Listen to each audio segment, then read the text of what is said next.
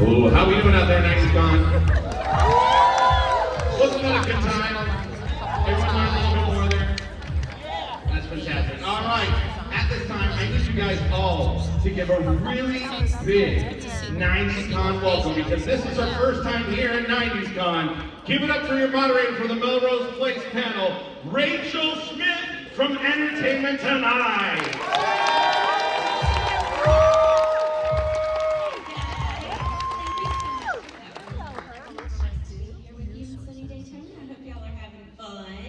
You enjoying yourselves? Yeah! Alright, we've got some fun things out here with a cast that we love and actually a place that we all really wanted to live at. Am I right? Yes! Yeah, without a doubt. We all wanted to live in that complex. But let's get to business, shall we? Let's introduce this beautiful cast. Can't wait to chat with them. So, first up, we've got Leighton.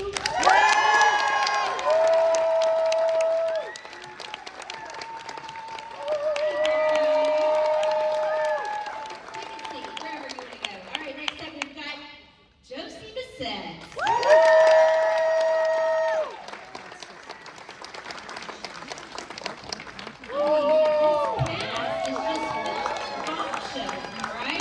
All right, come on out here, Grant Show. It's showtime. Hey there. Next up, Miss Daphne Zuniga.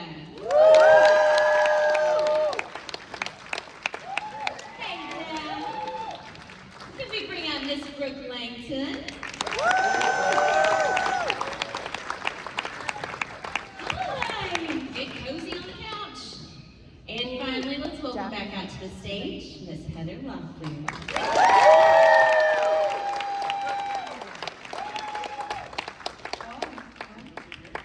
No, what? You want to sit We here? can take some of the cushions off, or if anyone wants Fatty's gonna sit here. Look at this bunch, y'all. Isn't this really choice? It's so good. I mean, here we are. All right, the crowd is hyped. I love it. How cool is this, and how surreal might it be that we are still, 32 years later, talking about this series? How much joy and how surreal is this for y'all? Well, we love it. It's surreal for us because it was a big part of our lives 30 years ago. Yeah. But I think we all feel like we just love that fans are still talking about it. Mm-hmm. And people remember us as those characters, even though we've done many characters in between. Right. And it was a special experience. This group of people, we were all great friends at the time, and it's really nice to have it still be something that we can get together and talk about. Yeah, and how cool, I mean, it's clear that you did something right. You know, this TV show, it defined an era of television. Heather, at what point did you feel like, wow, this is a cultural phenomenon? I forgot about this. I didn't really ever, I think I was watching it the first season, and I was like, that show's great. And then I go, how did I get on this show? How, honest to God, I was like, oh, they're all so young. How did I get on here? So I'm an old lady at 30 on there. Oh, swear to God. No, everyone's like, just got out of our teens. Mama here. It's like, but no, I think there was a time when we would be in New York or just in where it's not home. And because we also, our stages were so far away from our homes and just like out in the boonies.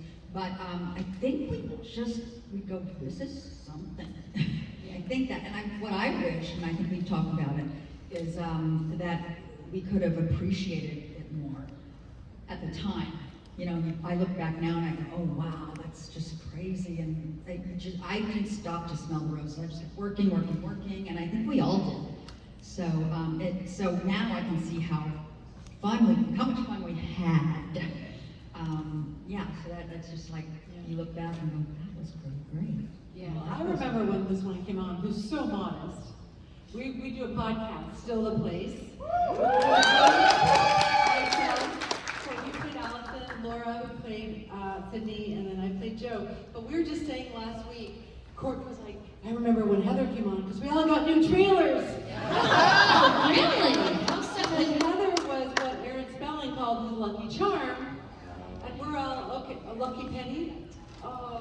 So we were like, okay, what's this gonna be like? And the next thing you know, they're all new trailers. And we're like, we like her. She's a keeper. Wait, I have to say one thing that when Saturday Night Live, when I did that, they did a spoof on Melrose Place. And do you know who played you? Yeah, Chris Farley. Yes. And Chris Farley played you? Right? You were great on that. No, yeah. How are you? Was it sure? Everyone knew exactly. How cool though, it's like, you know you've made it when you're on SNL, right? I haven't been on since, so. you know you've made it. I wasn't on, but they did a sketch. You know you've made it when you're in a sketch of SNL. Right. When you're mentioned on Seinfeld, and when you're mentioned by Winona Ryder. Who else, guys? We were in the crossword puzzle, so that's it. We knew it. Hey Grant, hang on just a second. I want to make sure, can we get Grant's mic a little higher? You know, people always tell me to be quiet, so. Not today, Grant, not today. So my wife, Catherine Lanasso, she's an actor. She was in the episode of Seinfeld where do you remember what it was called, that episode? Anyway, it doesn't matter. So Jerry says he doesn't watch Melrose Place. And she's a cop. And she's like, hey, let's put him on the Lie polygraph detector. and see if he really is telling the truth. So they put him on the polygraph to see whether he is lying about having watched Melrose Place or not, which if you remember correctly, a lot of people were watching Melrose Place. And lying about it. Yeah. So my wife was the cop that put him on the polygraph. Melrose Place. We didn't know each other at the time. She had never even seen the show. Didn't he say something like, why is Jane always going back Yes. to my phone? Yeah. Oh my gosh, that's so awesome. How often do y'all get to do this? Get Not often. together? Yeah, I mean, I know Laura, Daphne, and Courtney have their podcasts now, as you were mentioning earlier, Daphne. Everybody comes as often as we can get them to, because it's Just just started, about. we're gonna have everyone. But this is the first time we've all done this at a con. That's incredible. Someone from the cast that you would still love to have on the podcast that you haven't been able to have on yet? You want to pitch it to them now? Well, Heather's going to come on. She hasn't been on yet, but we're she's going to come on. But we are working our way through the episodes in chronological We're order. gonna have Michael. And so, yeah, so Thomas will come on, Dennis will be. We're gonna have everyone. But yeah, everyone's coming, but we're sort of working through the episodes in order. So Heather's character has not appeared yet in our recap, so we're anxiously awaiting those episodes. So. But I love the way that y'all are breaking it down and you're looking at the show or episodes through different eyes, decades later, obviously, and it's just a nice little trip down memory lane with y'all. So congratulations on that and good luck with its continued. So we love, as I was mentioning earlier, it was all about this complex, right? We were all jonesing to live there. We wanted to live in a complex like it. So how much so did this apartment complex really become its own character, in a sense, you know? Yeah, absolutely. It was, I believe it was either the pilot of the first episode where they put people. None of us were in So the there was a first. scene in the inner courtyard, and as you do in most shows, you have like extras kind of walking through and making passes through. And Aaron was like, "No, the only people that live in this complex are my people." That's it. So it was really insular in that way, and did become like another character. And the fact that the iconic exterior wasn't even where you shot, that's just, I mean, that's one of, cool television magic there. But where did y'all shoot versus where the exterior was actually located?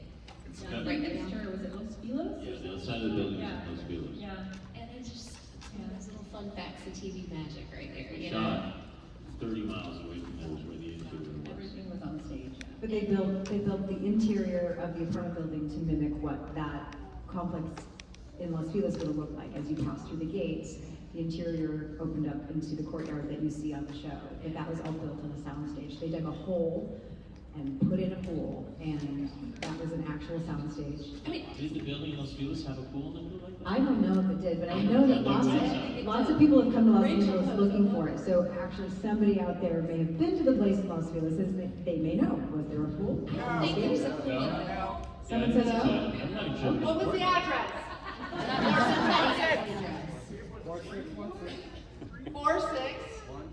4616. 4616? Melrose. Thanks. Yeah, Courtney. Nailed it.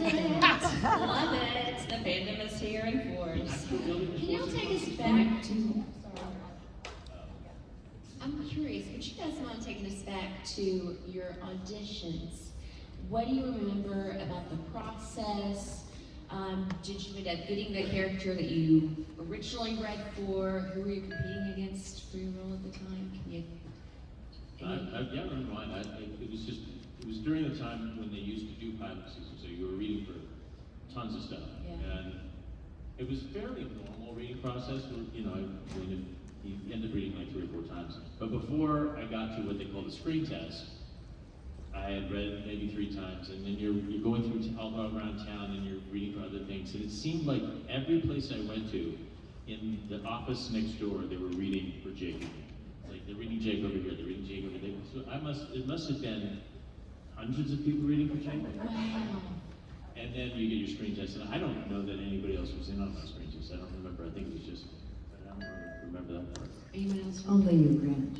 So I don't know if I came in towards the end or whatnot, because I read for Aaron and Duke Vincent, who's the executive producer, and I just did one interview, and I had 2 other offers at the time. Oh, well, And excuse so me. That's why I'm wondering if I came in at the end, and then I think they wanted me as Jane, and so then it was like, well, if they didn't make an offer, I would have taken one of the other shows. And so that's how it happened for me. So It was cool. like, It's just yeah. meant to be. It was meant to be. Anybody yeah. else have a fun audition story? I lived with the creator of Melrose Place, Darren Starr, 8 years before, and we didn't sleep together. He's gay, and he was my type. Anyway, so he called me and said, we're bringing on a new character, and that's how Joe came from New York, and he wrote a little scene, and I went up into Aaron's office with all the Chagalls or Picassos, and Wow. I don't know, Saki, I remember, and I don't know, it was like a really cool Couch that's as office. long as this stage. Oh my gosh. Anyway, so we just did a little scene, and it was really great. It was really fun. Now, Josie, is it true that you didn't always enjoy playing the good girl? No, I really loved playing Jane. I really did. I think there was a point where I don't think I asked to change. There was a year in there, I think, where Jane became, I did feel like I was a bit of a doormat, but just a little bit. I was kind of crying. I mean, I cried a lot. And season 3 kind of maybe started to shift for you a little bit? Yeah, and that was fun, but I do and still enjoy that I was the nice girl. Like, Yeah. I like that, yeah. You played her very well. And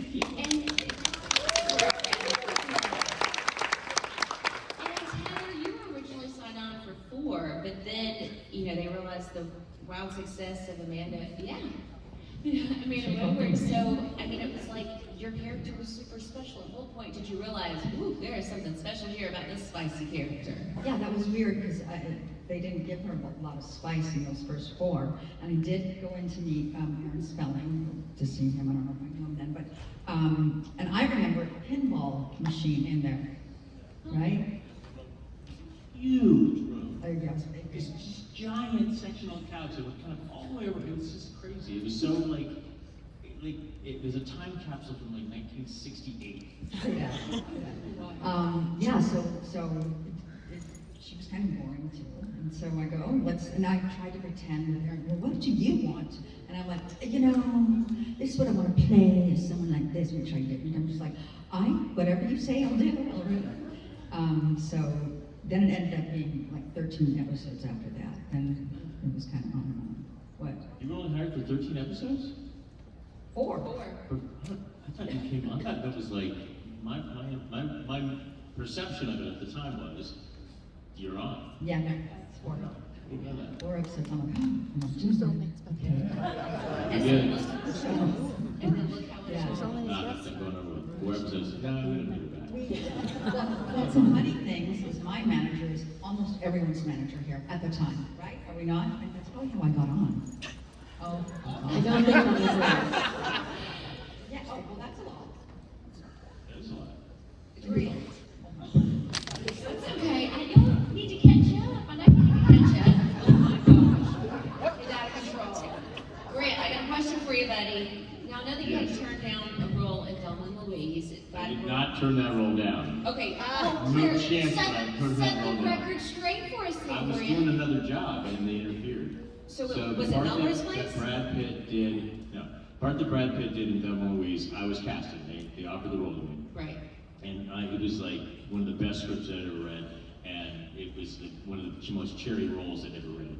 And I knew that whoever did this job was going to have 3 or 4 shots at being a movie star. Yeah. I absolutely wanted to do that role, but I was doing something else that was just some dumb thing. Probably one of the first things I ever did because I needed money. It was like a Jackie Collins miniseries, and 2 days overlapped, and they wouldn't. You're they telling me wouldn't production accommodate. could not have worked that out so you could have done both? Or you couldn't put your foot down to say, I have You know, to. if I could go back and tell the kid that I was anything, I would say to him, let him sue you, go do the job.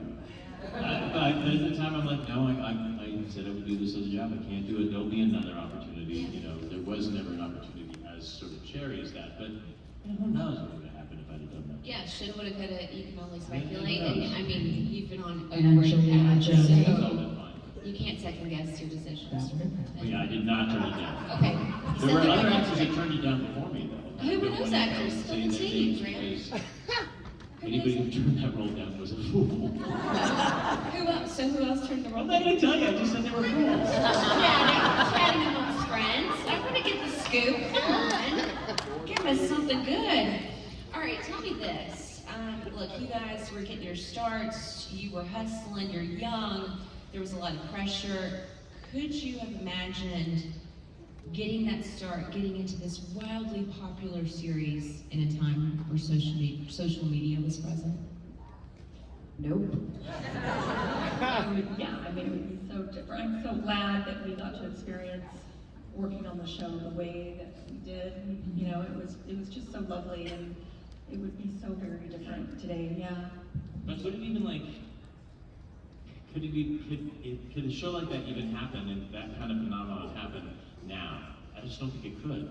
Why do you say that? Because, part of what was great about that show was people were watching it at the same time together, Yeah. or at least talking about it the next day. Yeah. It was event television. Yeah. You were getting together. My parents were telling me you can't watch that tonight. Oh, but I'll somehow watch it with some of my friends. You know what I mean? But yeah, it was event television for sure. Gals on the couch over here. What do y'all think? Could you have? Also, the reason we want, you know what, you should talk, Brooke.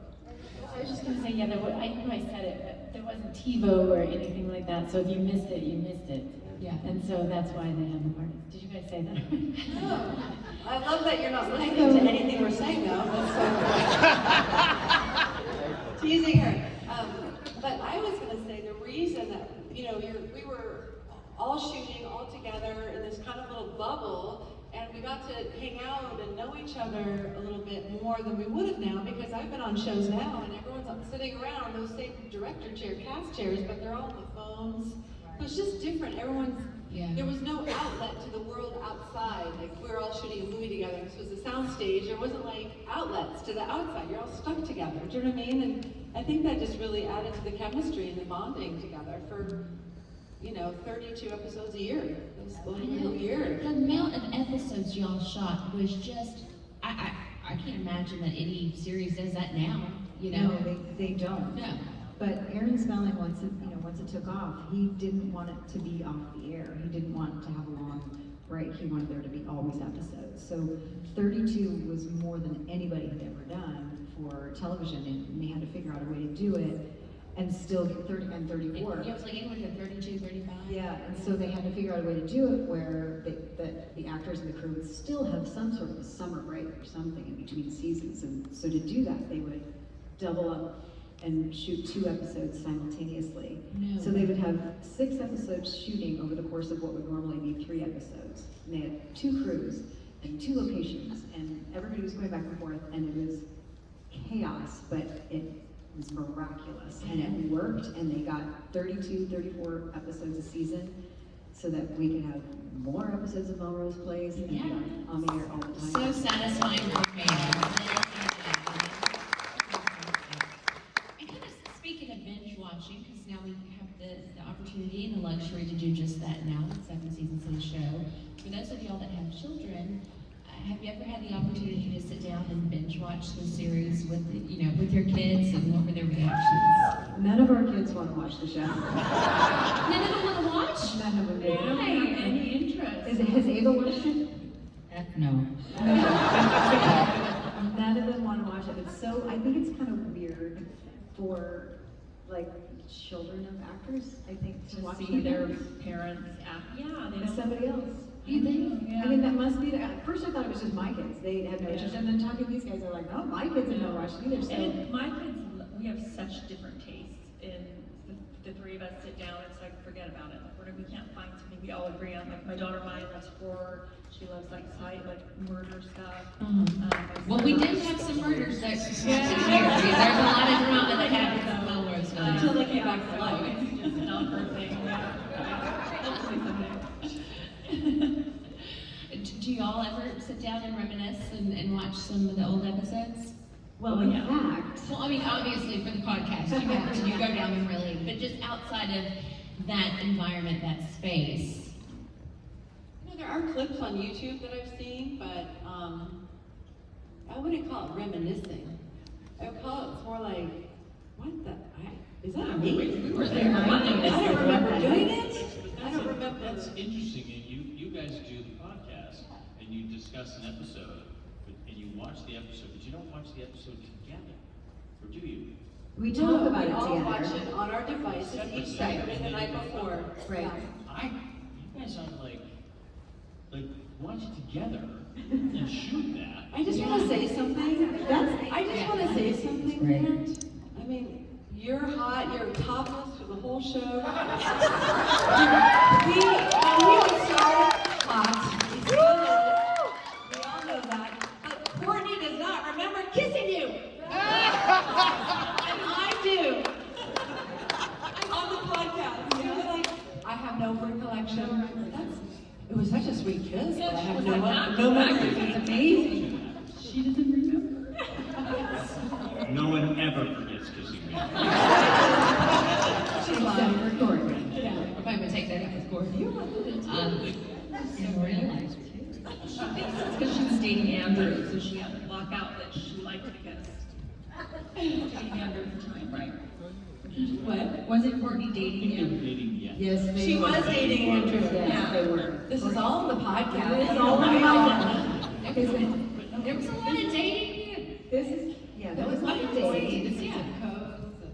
Oh, you mean before, like right while we're doing it, the podcast? Yeah. Okay. I'll take your note to the person in charge. I want a little something to that idea. A little side conversation. Can we talk fashion, because the looks were iconic, were they not? Really hot looks. What were some of your favorites? Laura? Well, it's all coming back, right? I mean, we're watching the show, the vest and the jeans, it's all coming back. Yeah. I mean, I feel like I did ask for a lot of my clothes and I got them all, but I can't find them. I would really love to be pulling them out and putting those jeans How back did you on. know how to ask for all your clothes? Because, how did you do that? I wish I knew how to do that. Yeah, Just like, oh, I gotta give these guys. a lot too. I think, girl. Did y'all have any looks that you particularly loved in the show that were memorable for you? I felt like it was all Aaron. I mean, you guys, he was like, don't part your hair like that, part like that. Didn't you guys feel like that? No? Yeah. Well, just Aaron. me. No. I felt like he created the whole style, and we were not allowed to do anything except for his style, so I think he know. Yeah.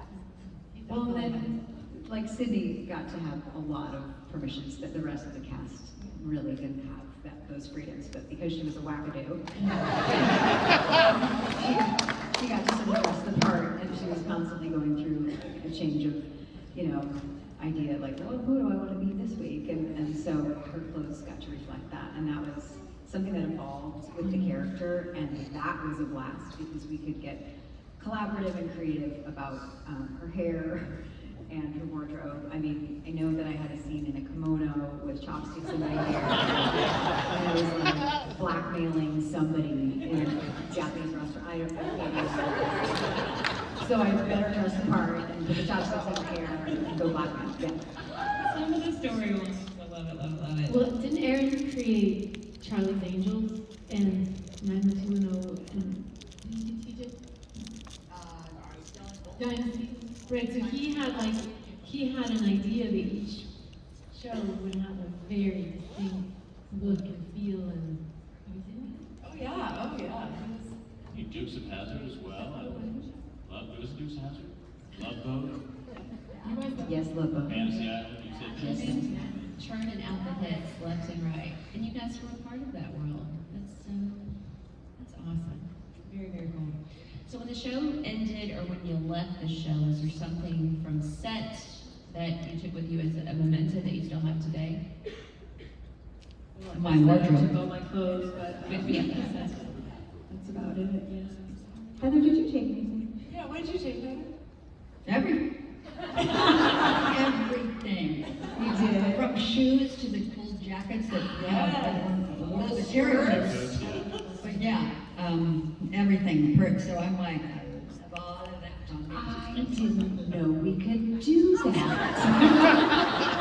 You missed out, girl. I missed out. But you took something. I did take something. I still got stuff if you want to wear some. You do. It's like this big. It is so fun to still have it. Oh my gosh, I love things all this stuff. I have one thing still that I took, and I took it with permission, and it was a piece, I talked about this on the podcast actually. I took a piece of luggage that Sydney used on the tarmac when Carter, played by Chadlow, was leaving her, and he was leaving in his helicopter in this sort of Casablanca type scene where she was just this pathetic, sad figure on the tarmac being left behind. And I think I was dressed all in leopard, coat and hat, and I had this great, like, round hat box shaped piece of luggage. And I took the luggage. For you, Laura, so you did get I something. can fit so many clothes inside though. When the series ended, did y'all hear about these snow globes with the iconic pool water in them? I've heard something about Yeah. pool water being auctioned off, yeah. Yes, they were. didn't hear that. Yes, and they were going for like on eBay up to $300. So I was curious if anyone here on the. So it was a snow globe with pool water in it. Did it have a scene inside the snow globe? Or Yes, just and water? so Fox was like giving them out as like a way to What's the scene? commemorate. I don't know specifically what the scenes were, but they were giving them out, to commemorate the wrapping of the show. Then they were going on eBay for up to $300. I was curious if anyone here had their hands on a snow globe. No. No. We never got anything. We probably just heard that it was a vial of pool water, right? This is the first time I'm even hearing that it was a snow globe of pool water. Yeah. I thought it was just a vial. I feel like the story's getting like more and more elaborate and we I knew guess nothing about so. it. But like memorabilia was being auctioned off, pieces of the set, so interesting. We'll have to round up one of those snow globes. We might be signing one later this afternoon or Yeah. tomorrow. Bring it on up. I know, because you guys will be in your booth doing the People bring us stuff. In fact, Somebody might have brought a snow globe. Raise your hand if you have a snow globe in your bag. No snow globes. You're not real fans. or whatever. But y'all, of course, we've got more exciting news coming out of Melrose Place because there is a reboot in the works. And we are so pumped for this. Heather, Laura, Daphne, you guys are attached to the project, correct? Well, everyone has agreed to do it. We're all attached. Laura and I have worked on this for a little bit now. And I just want to tell everybody that actually was a leak. Oh, really? So it is in talks. They are, business affairs and lawyers and all those types are talking about it, and they do want to do it. So, but that was a little premature. So we're still waiting for them to get through their damn talks so we can all start to really have fun. But that is the truth of the matter. Yeah, where it's a we are. very real conversation. It's definitely in the works. Okay. But there's a lot of moving parts and pieces, and all the stars need to align, and we want it as much as we believe the fans want it. So we're working. There was a little leakage that happened on that front to get that. A little excitement, I think, got, you know. And it's pretty amazing because we all are available, we all want to do it. I mean, the timing's perfect, so fingers crossed, and yeah, That. so much fun. Okay, so but this is still, give it up. Yeah! So it's still initial stages, or we're not even to the area of like scripts yet. Well, we can't really talk about where we are in the details. Just know I'm trying, y'all. I'm trying to get a little ahead of yourself. in a very real way, and we cannot wait to tell you more when we can. And this is so exciting that clearly this is something, a project that y'all love so much. You are willing to revisit it. Why is that the case? And where can you see yourselves hopefully propelling the story forward now? I mean, I'll just talk about my feeling, and I think we talked about this at the beginning, Laura, but these characters are so rich, and there was so much going on that I don't think there's anyone that isn't curious. Like, we really sat down and thought, what the hell what would Joe's baby be doing now? What would a 26-year-old baby be doing with Heather right now? Like, or Amanda, sorry. We were just thinking these are rich characters that any writer would love to dig into. So, did I say too much, Laura? No, Sorry.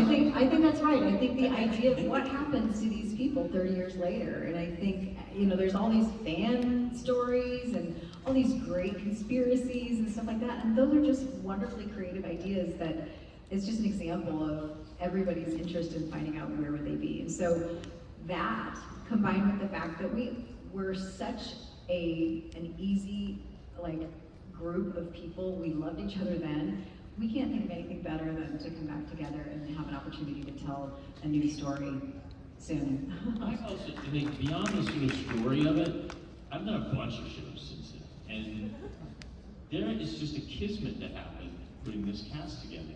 Even when I didn't do, there was a little mini reboot that tried maybe, I don't know, 5 or 6 years after it was over, and I wasn't interested in doing that because I had just finished doing it, and it wasn't about the main, it was about their kids or something. But I watched it, and when the other kids were on, it was like, whatever, it was a TV show. But as soon as these guys got on, it clicked. And there's just something magical about these together that I would like to see again. No, and I don't know what that inclination would be. I'm not involved in the development of this. I'm 100% behind it. But whatever that inclination is, I think putting this cast together in some way would be fascinating. Oh, we are. Propose a hypothetical, like where could your character be now? For each of you. We'll just have you go down the panel if that's okay. Laura, you wanna kick things off? Well, let's see, for Sydney, the last we saw her, she was dead. So Anything can happen in this world. there's a world of possibilities and not permanent possibilities, but I have a feeling she'll find her way back. She has to. Yeah, She has to. she'll be back. Yeah. We'll figure it out. Yeah. Nobody ever really dies on that. Exactly. Josie, yeah. So Jane was a fashion designer, and I would imagine she would continue doing that, and you know, let Gwyneth Paltrow and the lifestyle, everywhere, have products, have, you know, that. I think she's got some kids, probably. Yeah, I'm not sure. Who was I married to? Who was Jane married to? I have no idea. I think I ended up with Kyle. Yeah. I was pregnant. Yes, with Michael's baby. Yes. Yeah. I was pregnant. You have been binging it. Drama. Oh yeah. Even though my parents told me back in the day, oh no, you can't. Well, the beauty of streaming now, right? Grant, where would your character be? I don't know what he would be doing, but Jake was constantly not trying to do the right thing, but he was never the bad guy, right? He was always supposed to be the bad guy, but he was never the bad guy. And it was always him being following his own rules and doing what he thought was right that caused trouble for him. So whatever it is that he would be doing, I think that cycle is still repeating itself again. Maybe on a bigger scale, I don't know, but somehow or other, him being the stand-up guy is why he's getting punched in the face. Got it. Daphne? Well, Joe had so many problems with men. Such bad taste in men. And so I think when we meet her, she's happily with somebody. And then she probably shows up to the apartment with these people. And you know when you go home to visit your family and you regress? I think she comes back to meet and then she just gets sucked back into who she was. And so all of that improvement that she did kind of like disappears and she gets back sucked into the vortex of Melrose. I had the same thoughts as Grant. Last night as I was going to bed, I thought, it's funny, with all of our characters, they made sure that we went on the hero's journey. Like, I really wanted to be a good person through the whole show, and they were never, like, they literally would try me as many horrible things to see if I'd finally break, and then I finally flipped out. So I think it would be like coming back to having her senses again or something, like being a good person again. And then we'll mess it up. Yeah. And finally, Heather. And me, I think you guys probably have a great idea of where Amanda is. Someone's got a better idea than me. That's where I'm putting it that way. I'm telling you what I should be saying. No, I just think she's probably not had children. She's a little self-involved and probably keeps working, probably hated COVID. I mean, like, anyway. I think COVID existed in the Melrose Place world. Okay, well then, you tell me what I'm doing. I love it. Look, the brainstorming's already starting, guys. Magical Melrose world, no COVID. That's what Grant's pitching. We have some ideas. Well, guys, I cannot tell you thank you enough. Me, from the crowd, we really enjoyed chatting with you today, so thank you for your time.